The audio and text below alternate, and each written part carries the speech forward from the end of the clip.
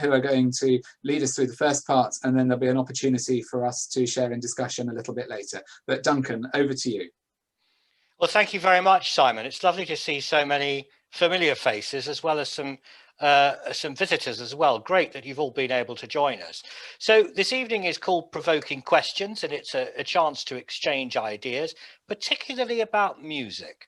And this is the latest in a series in which we've been discussing the legacy of the spiritual music, sometimes known as Negro spirituals, which were developed during the slave era in America. We've also been looking at how those types of music developed in the 20th century and how they've remained relevant in the 21st century. And we've looked at it from a historical angle, a musical angle, a theological angle, and there's also been a good deal of politics involved in our discussions as well. So a few weeks ago, we were joined by the pastor of a church in Illinois, and we discussed a couple of songs, one of which was Nobody Knows the Trouble I've Seen. It was a spiritual record. The version that we watched was by Louis Armstrong, but it's also a blues song as well. So that led us to this point where we are today to talk about the connection between gospel music and the blues. And I'm delighted that we've got a special guest joining us from Nashville. Dr. Dina Bennett is the Curatorial Director for the newly opened National Museum of African American Music in Nashville. Dina, welcome to Bloomsbury. Could you tell us a little bit about your job in the museum to start us off, please? Yes, thank you so much for having me. I'm delighted to be with you for this event, this program. I reside here in Nashville, Tennessee, which is known as Music City. A lot of it because of the country music history that's here. But also we are Music City because of a group of young people called the Fisk Jubilee Singers, who were singers that toured the country, the globe in the 1870s, singing Negro spirituals to raise money for their school, which is a historically Black college and university here in Nashville called Fisk University. So we wanted to broaden the definition of Music City because of the Fisk Jubilee Singers and other musicians who, African-American musicians who have come through Nashville and performed, and we wanted it to embrace that history. So we've created a National Museum of African American Music, which is right at the corner of 5th and Broadway. And 5th and Broadway is actually the tourist district here in Nashville, where all those honky tonks are and restaurants. And so we're right in the thick of all the action.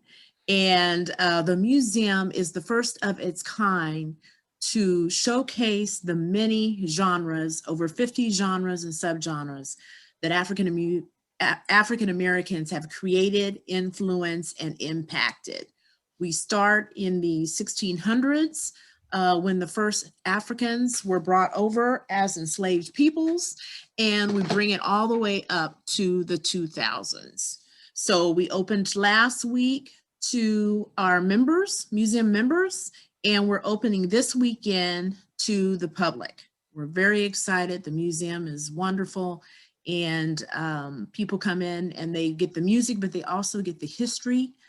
That music is not only something we listen to, but it's also something that is a lived history. You know, people have gone through things that have helped them to express themselves musically, and that's how we get these different genres that we cover in the museum. So. Well, I wish I could organize a group tour for all of us to come to Nashville, see the museum, and then go out for dinner with you. At the moment, unfortunately, we're only allowed to leave our home twice a day to do a bit of exercise and to buy some food, because sadly, London is in a very strict lockdown. We're under a lot of pressure here at the moment. Okay. But I invited you to choose a piece of music on video for us to watch and discuss together. And you've come up with an absolute beauty, actually. I've been really enjoying this piece by Son House. I won't say too much about it until we've had a chance to look at the words and listen to it. Simon, Okay. could I invite you to start with just to share the words to Son House's song?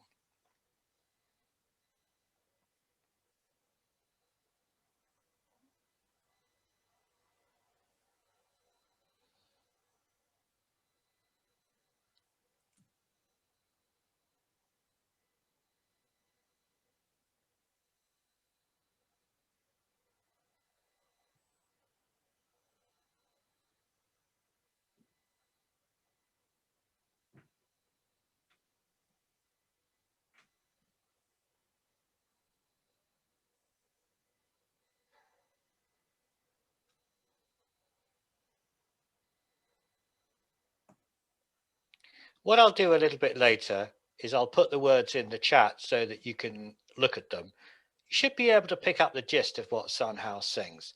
Let's listen to him.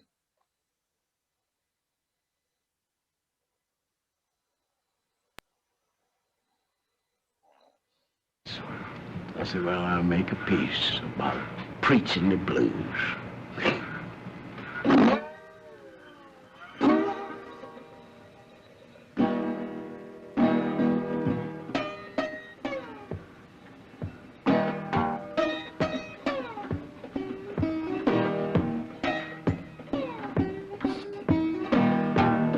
I said, I'm gonna get me a religion. I said I'm gonna join the Baptist church.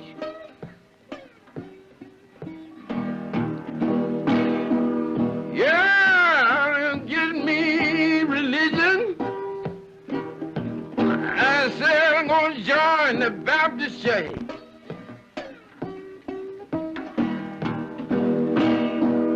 And I thought I want to be a Baptist preacher, so I wouldn't have to worry.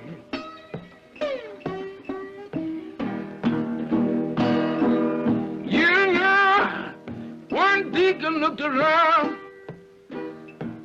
and he began to grin.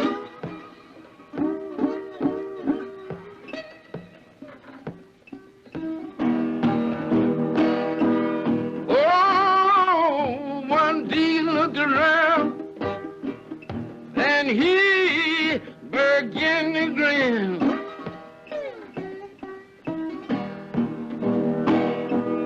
He said, you know one thing, Elder, I believe I'll go back to Bell Housing again.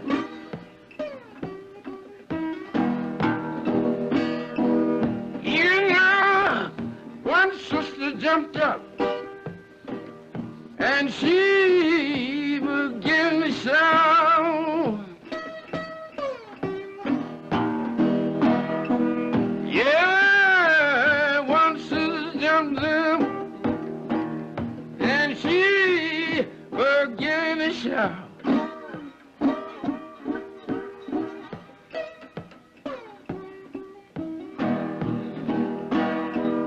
He said, you know one thing, Elder, I'll be glad when this old corn liquor's gone out.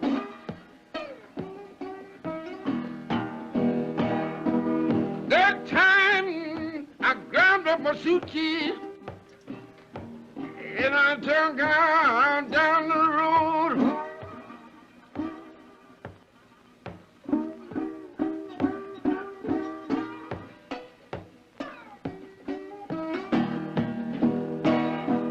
Yeah, I grabbed my suitcase. I said I'm down the road.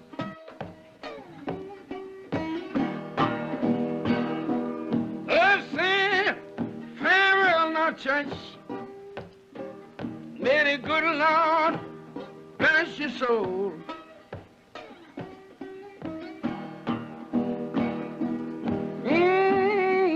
Another deacon looked around. Said, sister, why'd you hurry?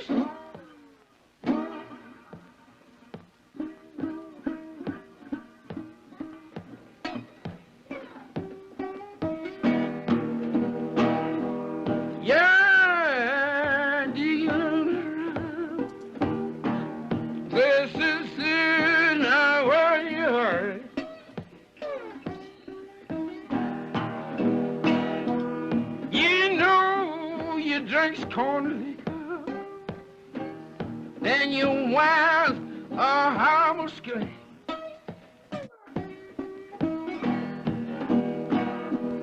Oh, Lord have mercy on my old weak soul.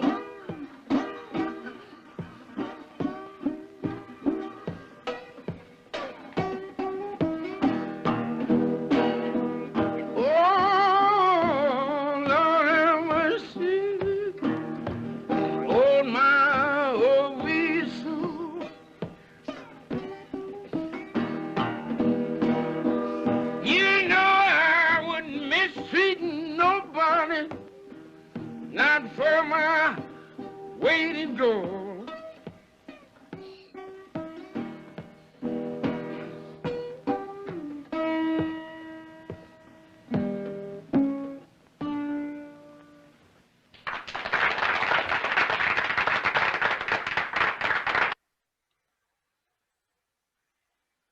What a terrific performance. And I love that metal national guitar played in the bottleneck fashion there. Terrific. Before we talk a bit about the lyrics of that Sun House song, though, I'd like to just sort of trace a little bit about the history of the blues, because I understand it that African-American spirituals come from the early part of the 19th century, so they're pre-Civil War. They were composed by groups, but the blues, as we know it, seems to me a later development. I mean, it's obviously developed by the early part of the 20th century and by the time the recording industry started, but when did the blues begin? Yes, no one knows exactly when the blues began, but we think that it began around the 1880s to 1890s. So whereas the spirituals, as you said, is a musical form that was created in the, before the Civil War, the blues is a post-Reconstruction, after the Civil War and during Reconstruction. Music. It is a secular music, so it deals with the worldly things, the earthly things, whereas the spirituals is a sacred genre, which deals with religious themes. So the blues, by the time the blues shows up, 1880s, 1890s, African Americans have been set free from the Emancipation Proclamation, and now they are dealing with what we often call the burden of freedom. They've never been free before. And so they're trying to get their footing. They're trying to inquire about equal rights. Of course, all of that is going to still be denied them. And many of them, many of the free Blacks will enter into a sharecropping system, which you may have heard of, which is almost like slavery itself. So that's where the blues enters in, is after Reconstruction, and as they are trying to deal with the burden of freedom. So spirituals, on the other hand, appeared during slavery. And they are, as I said, a sacred form of music, but they're also an a cappella form. There are no instruments with the spirituals. The spirituals often focus on, in terms of text, they often focus on the afterlife. The enslaved believed that freedom, ultimate freedom, would come in death. And the spirituals also focused a lot on the Old Testament. So you'll hear a lot about go down Moses, and that kind of thing. Let my people go, because the enslaved seem to identify with the Israelites, or did I say that right? Is it the Israelites who are in bondage? Absolutely. So they liken themselves to that group of people in the Bible. And of course, many, I don't want to get off the topic, but speaking of go down Moses, many of them saw Harriet Tubman as a Moses. because after she was free, she went back down south to get other slaves and to bring them to freedom. So the blues, however, as I said, is a secular form of music.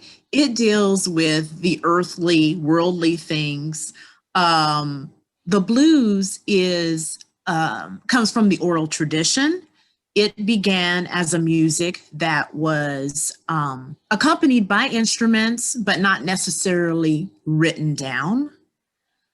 We didn't get that until maybe around the early 1900s with W.C. Handy, who then began to write and notate the blues. So I'm interested that you say it's a secular music. Obviously, the blues often focuses on sex and relationships, on drinking, partying, dancing, and also acknowledges the dark side of human emotion, frustration about money, losing hope, and so on. There's very little in it about hope and God and the afterlife. Now, I know that some church people in the past have called the blues the devil's music. Yes. Do you think that that makes sense in terms of the culture in which it developed to draw this distinction between God's music on one side and the devil's music on the other side? I think at the time it emerged, and in terms of, the sacred experience, beginning with slavery is the experience that serves as the foundation out of which all these other genres have, or especially African-American genres have been created. So the sacred experience has always been quite fundamental to African-American life. So when you begin to introduce a worldly music like the blues into a religious household, that is definitely going to cause some problems. And that is the reason, the blues is the reason why I am an ethnomusicologist, because the blues was played in my home, and my relationship with the blues, my dad's a musician, is I don't see it as a dark side music. I don't see it as music that's sad. I love it. I celebrate with it. You have to look at the function and role of the music too. The function and role of the blues was one that included, it can console and comfort. Usually you had an individual on a guitar who was playing this music, who almost becomes a preacher to the people. Blues musician can be seen as a preacher, if you will, to the people, because the people can identify many times with what the blues singer is singing about. Also, the blues also serves to entertain, as you mentioned. But what's so interesting about that clip with Son House is it's about 10 minutes long, and Duncan and I talked about it, and we wanted to show you, of course, the performance part of it. But in the beginning, it's about 4 minutes long. Son House begins to talk about this, what I call a dichotomy between the sacred and the secular worlds. And I wanted to mention a little bit, I transcribed his dialogue, and I wanted to share a little bit of it here if you, I think. Please go ahead. Okay. So he says, well, this is, I couldn't say exactly this is the blues, because now, just to tell the truth about it, I was brought up in the church from a little boy on up, and I didn't believe in no blues or nothing. I was too churchy. I didn't believe in that, and I talked against it. And I really was called to preach the gospel. And that's why I know it so good. I didn't have to read the book so much. It come from above. Now, this is the truth. It's not a lie. This is the truth. And I was taught all them things, and I know everything about the King James Version of the Bible, 39 books in the Old Testament, 27 in the New, which makes the 66 books and 450,000 words. Well, now, this is a thing that come from God. A lot of people don't believe in God and don't think it's possible, but it is. And I'm sitting here playing the blues, and I play church songs too. But you can't take God and the devil along together, because them two fellas, they don't communicate together so well. They don't get along so well because one believes in one thing and the other one believes in another. The devil, he believes in another way, and God believes in a different way. Now you got to separate them two guys. How you gonna do it? You got to follow one or the other. You can't hold God in one hand and the devil in the other. You got to turn one of them loose. Which side you think is best? I'm almost done. This is very germane to the conversation. Well, this one, and I think he's talking about himself, because he looks up a lot to the sky as if he's talking to God here, but yet he's on a stage performing. Well, this one, I didn't give up because I was regenerated and born again. I was born in sin. Now I got to regenerate myself. I got to realize what a creator is. Well, anyway, after I went to doing wrong, because he spent 2 years in prison for killing a man. I know right ain't wrong. Wrong ain't right. You got to be one or the other. Your friend or an enemy. It's God or the devil. So you can't sit and straddle the fence. You got to give up one side or the other to make it plain. So I went to doing a little wrong, but I didn't give up God. I said, well, since I go back to playing and make it be about the preaching blues, because I preached for a long time in Louisiana. Well, I'll make a piece about preaching the blues. And then he begins to sing Preaching the Blues. So you can see there was this warring, these two warring ideals of God and the devil in Sunhouse's life. Well, let me say, I love your reading and speaking voice. I wish you could come and preach at Bloomsbury Baptist Church one morning. We'd love to hear you. I know you're reading the words of Son House here, but we'd love to hear you share with us. You see, you put the Reverend Dr. Simon Woodman out of a job if we're not careful. But it's interesting because once he actually starts to sing, it actually sounds quite critical of the Baptist Church, doesn't it? Because first of all, he makes a totally ridiculous allegation that if he was a Baptist minister, he wouldn't have to work. They have to work jolly hard, I think. Yes, and then all these deacons, and there are a few deacons in the room here, come up to him and say, oh, well, we've been partying and barrel housing and drinking the corn liquor as well. And so it's not, he's kind of drawing everybody else into his own dilemma, isn't he, in this song? I think that the way I interpret that first verse about, I'm going to get religion and join the Baptist church. I'm going to get religion. I'm going to join the Baptist church. I want to be a Baptist preacher just so I won't have to work. I think that what he's saying is, so I won't have to work in the field or, as a sharecropper, or I won't have to do some other hard manual labor. Although work in the church is definitely hard work as well. But I was thinking about that, and I'm thinking if he meant not actually, doing some physical kind of laboring, maybe. But I'm not sure.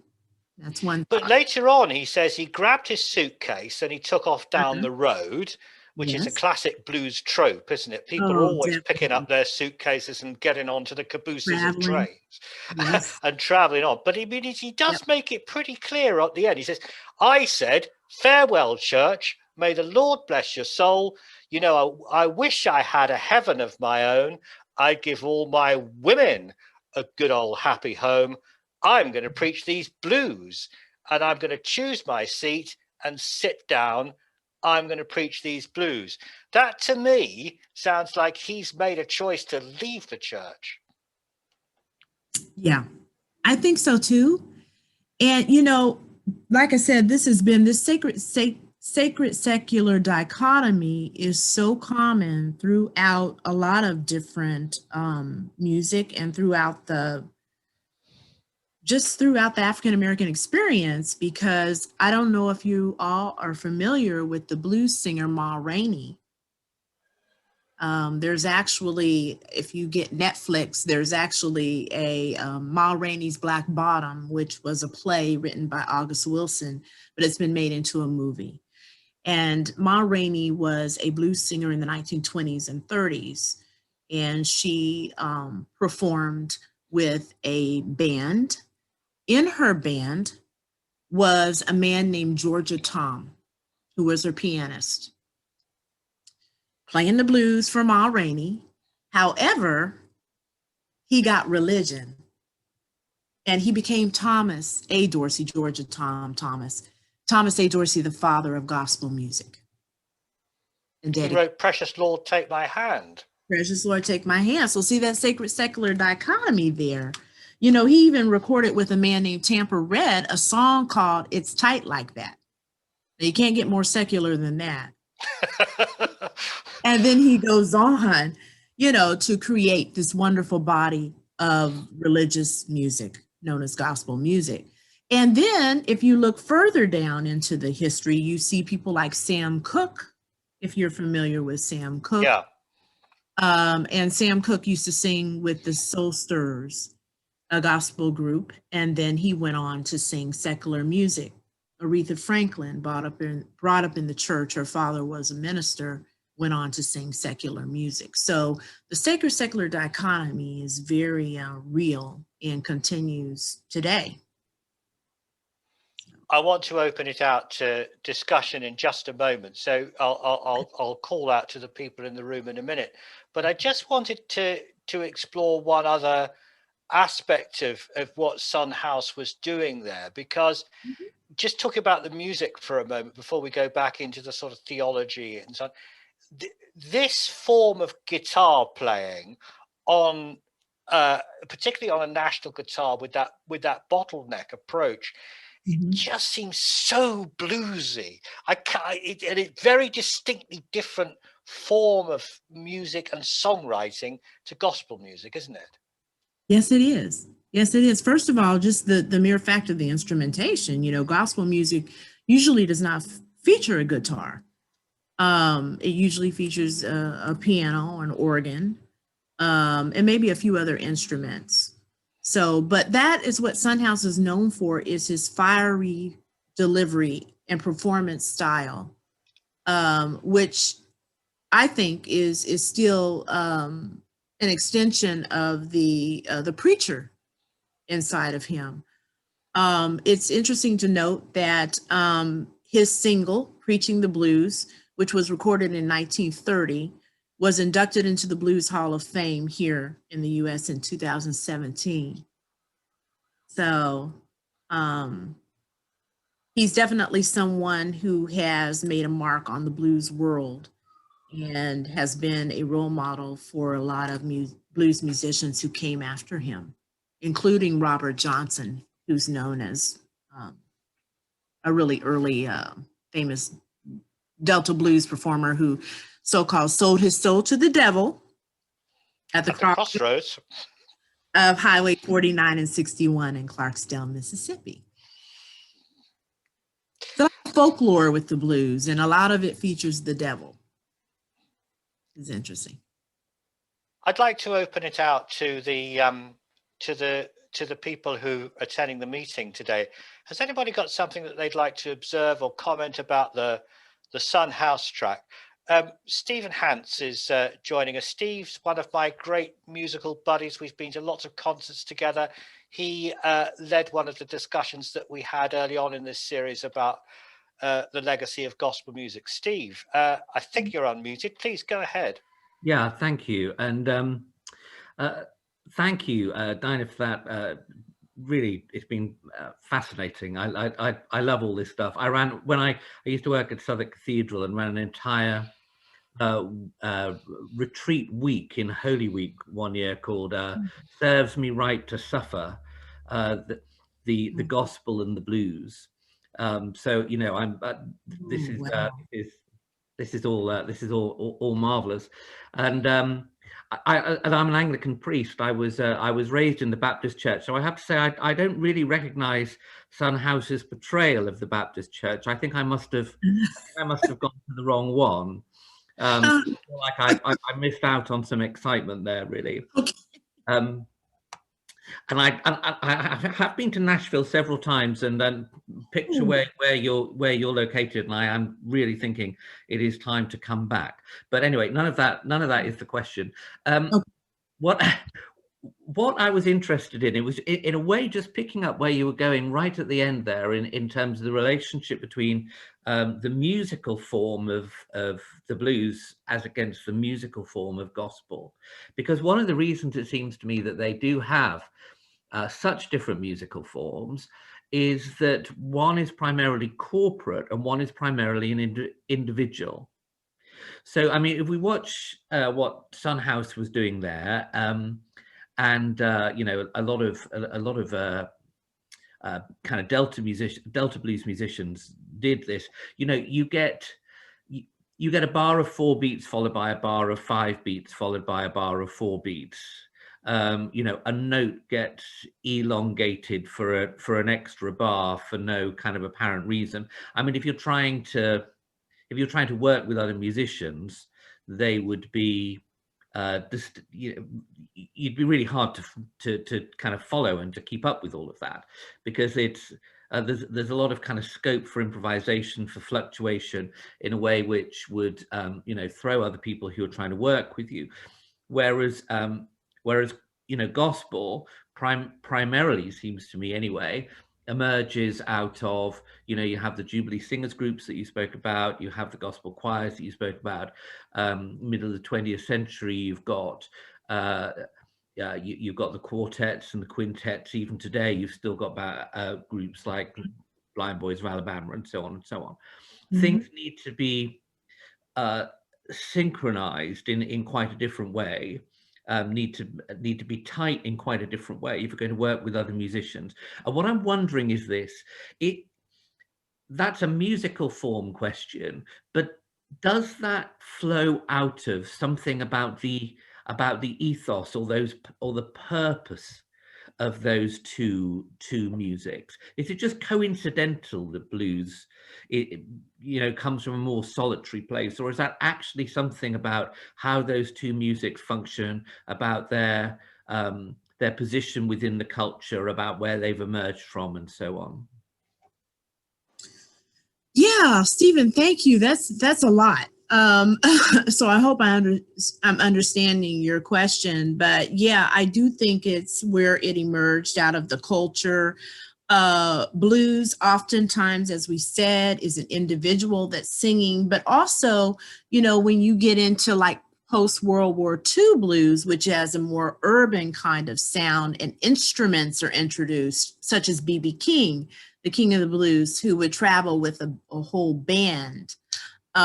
You know, he was not only a singular musician with his guitar Lucille, but he also had the band that was also backing him as well.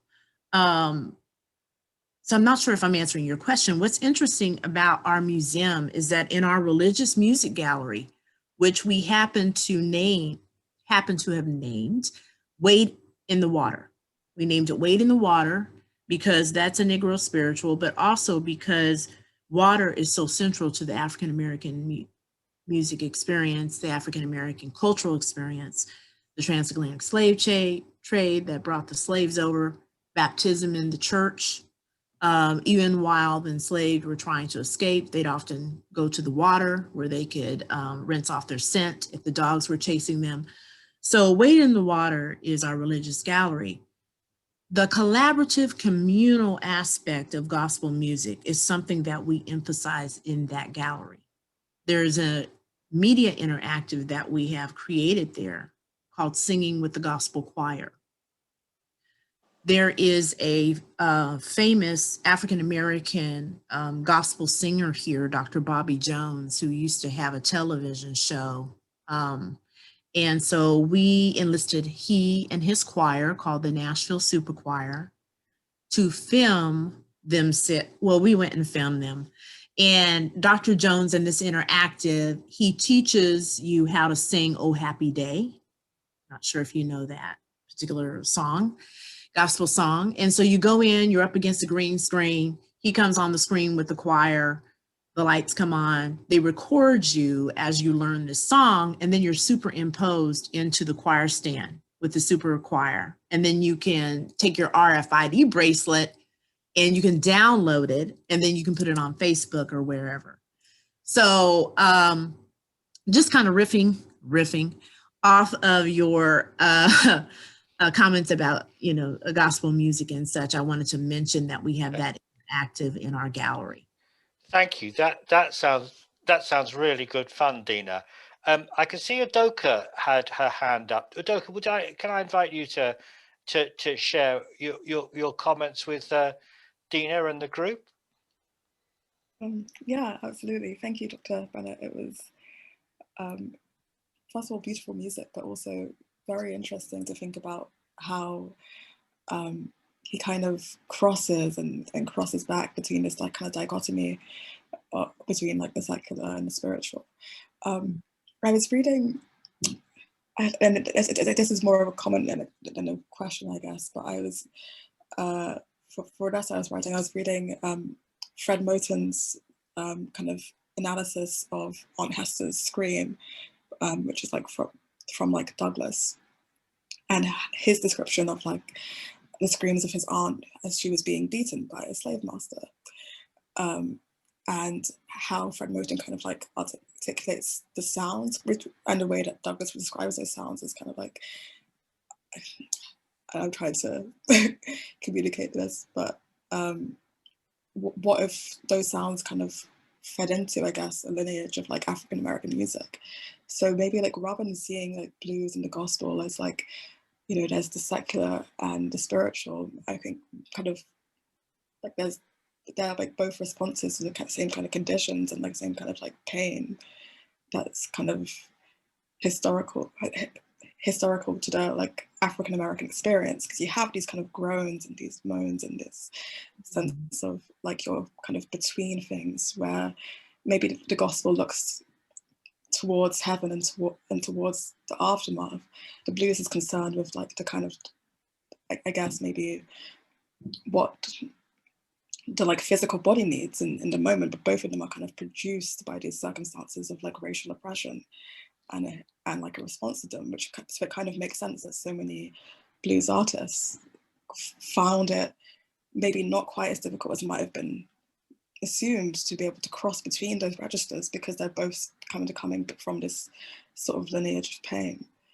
And like, I think in that song you have this, like it's humorous, and it is, you know, sometimes you have the very secular alongside the spiritual, but I guess it kind of speaks to the interlinked nature of those kind of responses to, I guess, the historical and economic moment within the history of like African Americans. And I'm not sure if that's correct or like a correct reading, but I just thought it was really interesting.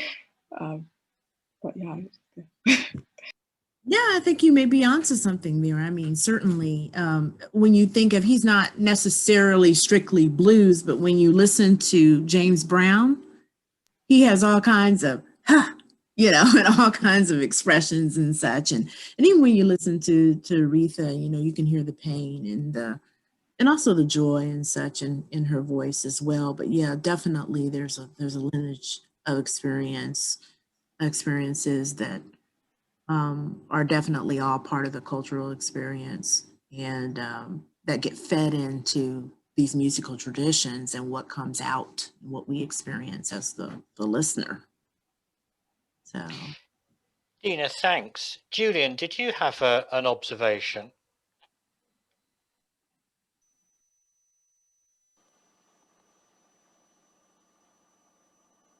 are you muted?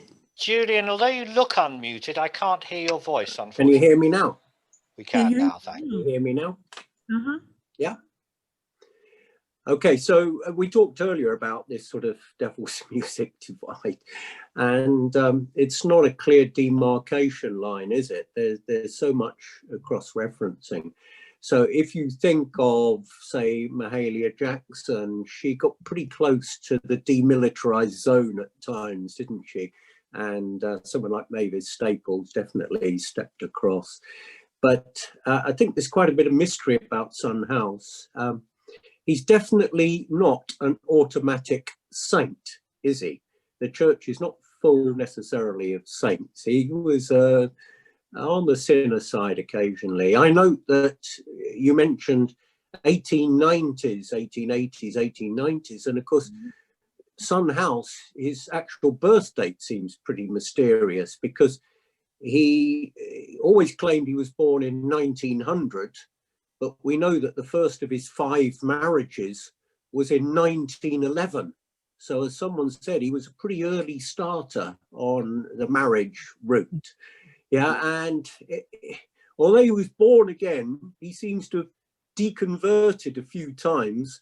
Today, I just watched again the Newport Festival occasion when he was with Howlin' Wolf and Hubert Sumlin as a very young man. And Son House, unfortunately, is much the worse for wear with his whiskey. The question I'd like to ask is how important you think the sort of music conservatoire of the blues in Parchment Farm Penitentiary and also Dockeray, because Son House had something to do with both of them. He seems to have defended himself against a charge of murder, which got him into Parchment Farm, and he got out of it somehow by a white farmer coming in to help him. And then he met up with Charlie Patton, who was definitely a graduate of Dockeray, along with Pop Staples and so on. How important of those two? And what I just leave you with, Son House, like so many of the blues singers, had a really rough time in migrant labour farms across the Delta. You visit Clarksdale and those other places where people like B.B. King came from. We talked earlier, Duncan had a brilliant rendition of Hand on the Plough, Hold On, and you could see them trudging in the field. These are really hard. So I agree with you that being a Baptist minister is tough, but in a different way. But yeah, hard times. That's what the blues is really about, isn't it? Yes, and it is. That includes Parchment and Dockeray. Yes, thank you, Julian. Son House received a 15-year sentence at the Mississippi State Penitentiary, which is also called Parchment Farm, and he served 2 years, and that was between 1928 and 1929.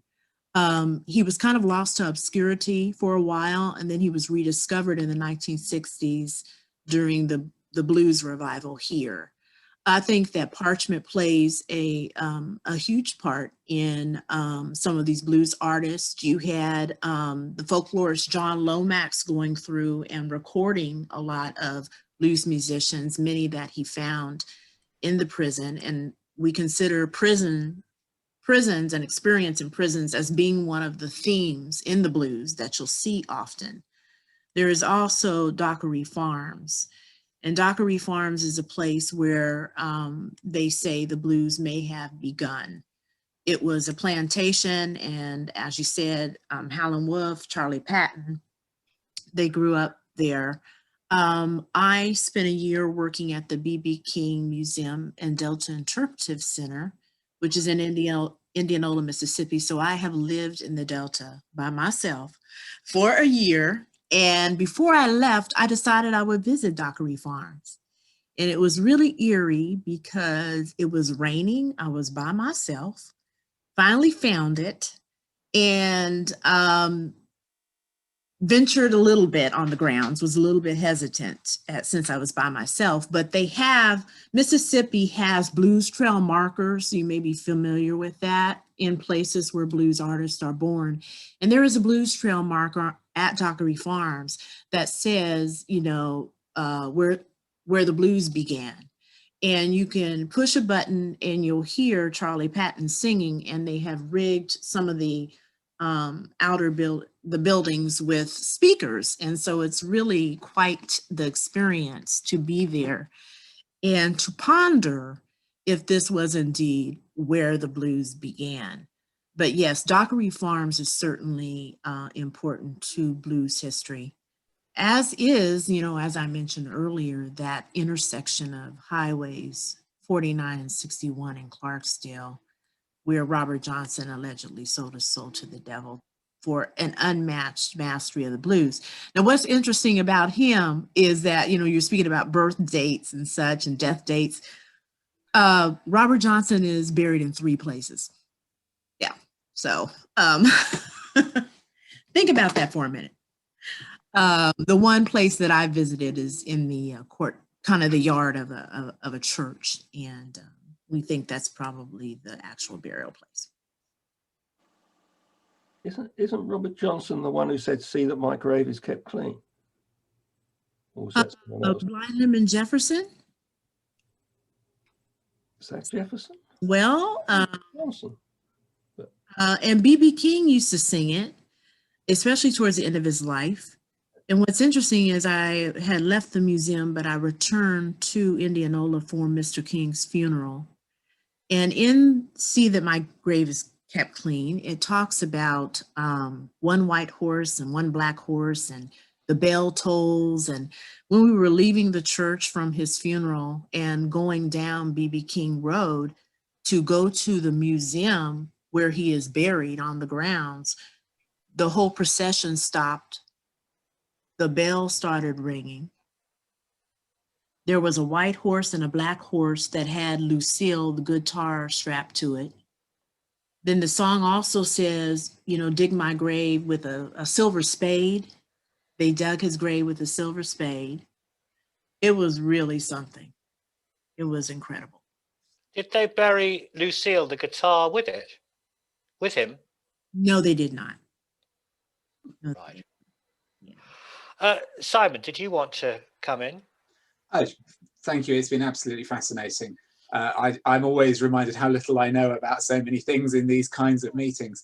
My only experience with Son House actually is in terms of a different song he wrote, well, not wrote, that he was famous for performing, which was the John the Revelator song, originally, I think, sung by Blind Willie Johnson, which plays to my own sort of interest in the Book of Revelation, which is where I've come across it. But that's just a fascinating fusion of a political longing for change couched in religious language. And I'm just always struck by this tension between the way in which, even in the song, you know, that we've been listening to this evening, you know, it's a preaching song, it's full of church imagery, but there's also this kind of recognition of the fact that life is terrible and the world ought to be better. And I just wonder whether there's something that, you know, those of us who hang around churches always need to be rediscovering here from the sort of musical and lyrical masters of the past, in terms of how we can take the biblical and the musical traditions that were inherited and turning them into a longing for social change. Yeah. So that's so interesting, that whole interweaving between social change and music and such. And there's certainly been a strong tradition of that. I'm going to take it into the museum. We certainly talk about that particular topic in the museum here, particular emphasis on civil rights movement here in America and how they reached back for those spirituals and how they used the spirituals, changing the words, to help to fuel the movement. Many examples. There's a song, I woke up this morning with my mind stayed on Jesus, became I woke up this morning with my mind stayed on freedom. So, you know, those kind of things. So, and I'm not sure if I'm answering your question or not, Simon. Did I get lost in that, in my interpretation? Anybody got lost, it was me. I was just inviting, I guess I was inviting you to reflect on this tension between religious language, musical tradition, and social justice and social change. So it's really helpful, thank you. It's an important theme of really all the discussions that we've been having over the past few months. And in fact, actually this sort of association with the concept of Jesus and the concept of freedom is something that we explore a lot as a church community in London. Simon, I think actually that picks up, or that some of those ideas are picked up in the video that Yuka and I created, which has been inspired by the radio interview that Bishop Curry did the other day. I wonder whether we could watch that now, please. Thank you. Oh, freedom. Oh, freedom. Oh, freedom over me.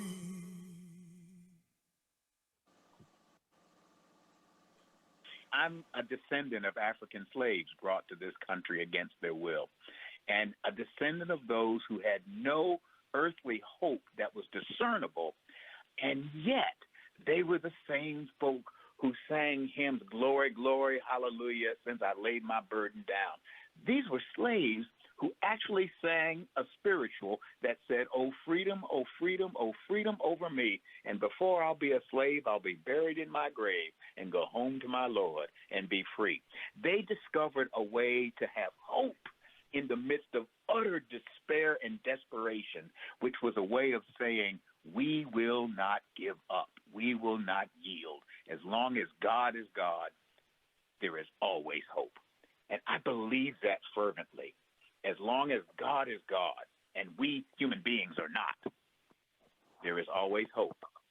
But God won't do it by himself, and we can't do it by ourselves. But as Desmond Tutu says, together with God, we can. Dr. King believed that. Those old slaves believed that. And people who have kept the struggle through the dark nights of despair have believed that there is hope because we do not struggle by ourselves.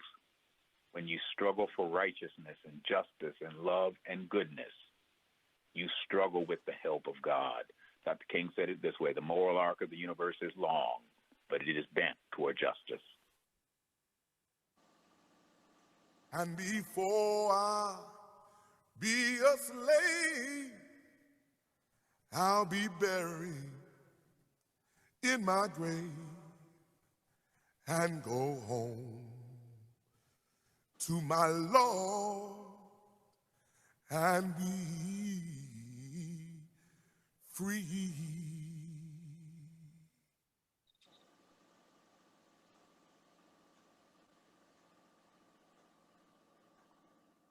Dina, I'm aware that you're a curator at a museum, so in a sense you're looking back at the past and you're looking at history.